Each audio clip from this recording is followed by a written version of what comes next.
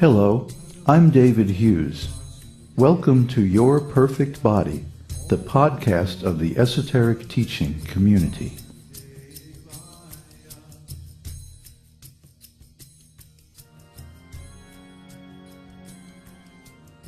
Today's selection is an essay entitled, Kṛṣṇa is the Controller.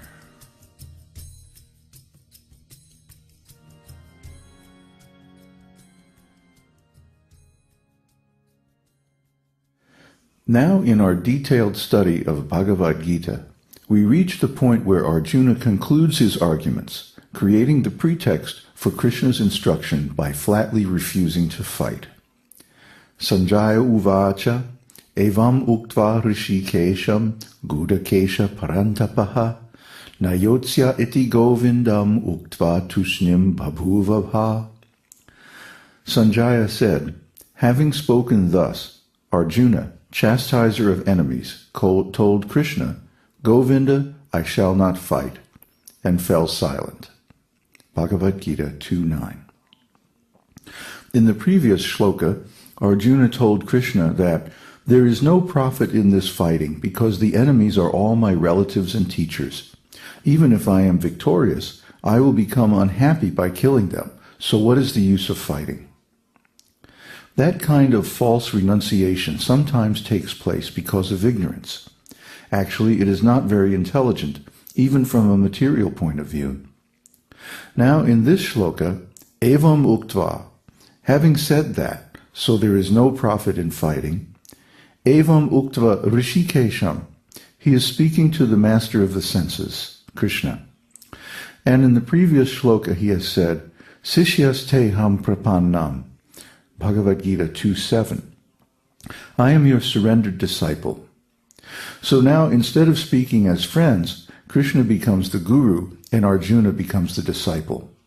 Formerly they were talking as friends, but friendly talking cannot decide any serious question. When there is some serious matter, it must be placed before one's superior authority for conclusive judgment. So Arjuna surrenders to the supreme authority, Kṛṣṇa. The greatest authority is hrsikesam, as we have several times discussed in these series. Hrsikesha means the senses, and Isha means the master. Hrsikesha, Isha join together as hrsikesha. Similarly, in this shloka, Arjuna is called gudakesah. Gudaka means darkness or ignorance, and Isha, as before, means master. So Arjuna conquered over his ignorance by surrendering to Kṛṣṇa and accepting him as the spiritual master. Om ajñānatimirandhasya jnānanjana shalakaya chakshur anmilitam yena tasmai Shri Gurave Namaha. I offer my respectful obeisances unto my spiritual master, who has opened my eyes, which were blinded by the darkness of ignorance, with the torchlight of knowledge. Shri Guru Pranam, a traditional Vaishnava prayer to the spiritual master. Everyone is born a fool. Everyone is originally in darkness. Therefore, even though one is a human being, he requires education. An animal cannot be educated, but a human being can. A shishya, a disciple, comes to the guru for enlightenment or spiritual education. Therefore, the guru's first duty is to educate the disciple about the spiritual ontology. This spiritual education is the prime duty of human life. The esoteric teaching says, Rishab uvaca, Nayang deho deha bhajang nriloke, kastan kaman arhate vidbhujang ye, tapo divyam putraka yena sattvam, sudyed yasmad brahma saukyam tvanantam. Lord Rishabdev told his sons, my dear boys, of all the living entities who have accepted material bodies in this world, one who has been awarded this human form should not work hard day and night simply for sense gratification, which is available even for dogs and hogs that eat stool. One should engage in penance and austerity to attain the divine position of devotional service. By such activity, one's heart is purified, And when one attains this position, he attains eternal blissful life, which is transcendental to material happiness and which continues forever. Śrīmad-Bhāgavatam 5.5.1.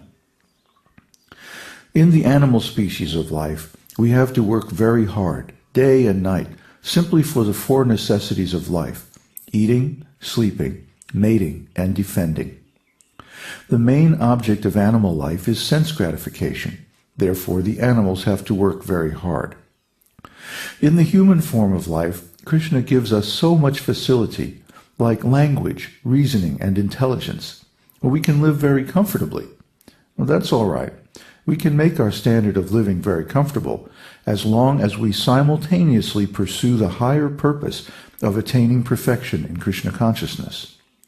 But don't live like animals, simply working hard day and night to increase sense gratification.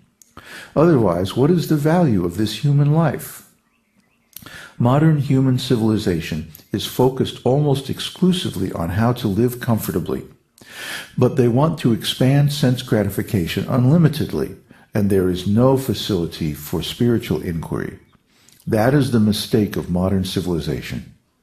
In the Bhagavad-gītā it is said, Yuktahara viharasya yukta cetasya karmasu yukta svapnavabodhasya yogo bhavati dukkhaha.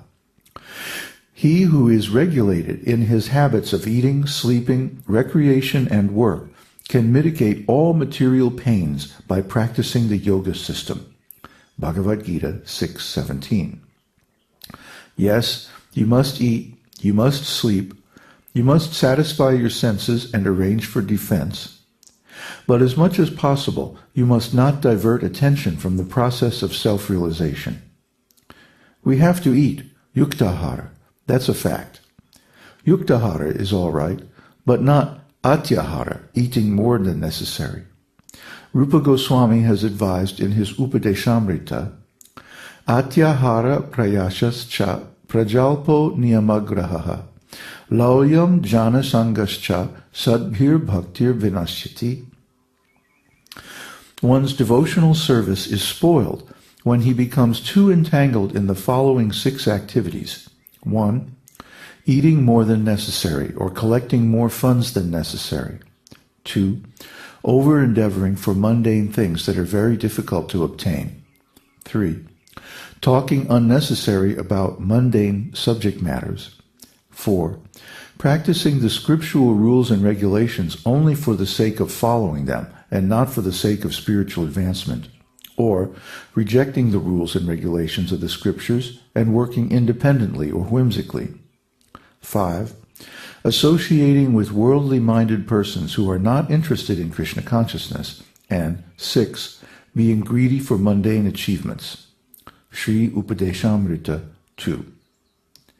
If you want to advance in spiritual consciousness, because that is the only meaningful objective of life, then you should not eat more than necessary, atyahara, or collect more than necessary. Atyahara prayashascha prajalpo niyamagraha. We avoid unnecessary eating, collecting, mundane talk, and insincere practice of religion, cheating religion. That is our philosophy. So we observe, as far as possible, some regulative principles of moderation in sense enjoyment. Why? Our philosophy is that everything belongs to God. Bhoktaram yagdyatapasam sarvaloka maheshwaram suhridam sarvabhutanam yatva mang santim richati. A person in full consciousness of me, knowing me to be the ultimate beneficiary of all sacrifices and austerities, the supreme lord of all planets and demigods, and the benefactor and well-wisher of all living entities, attains peace from the pangs of material miseries. Bhagavad-gītā 5.29. Kṛṣṇa says, I am the enjoyer, bhokta. So, bhoktaram yagdyatapasam. Kṛṣṇa is the enjoyer of all sacrifices and penances. Just like this whole body is working to enjoy life, but the enjoyment begins from the stomach. You have to give sufficient nice food to the stomach, then you can enjoy everything else. If there is sufficient energy, we can digest our food, and then all the other senses become strong and you can enjoy sense gratification. Otherwise, you cannot. So, sense enjoyment begins from the stomach. The luxuriant growth of the tree begins from the root, if there is sufficient water. The trees drink water from the legs, or roots, not from the heads. We eat from the head.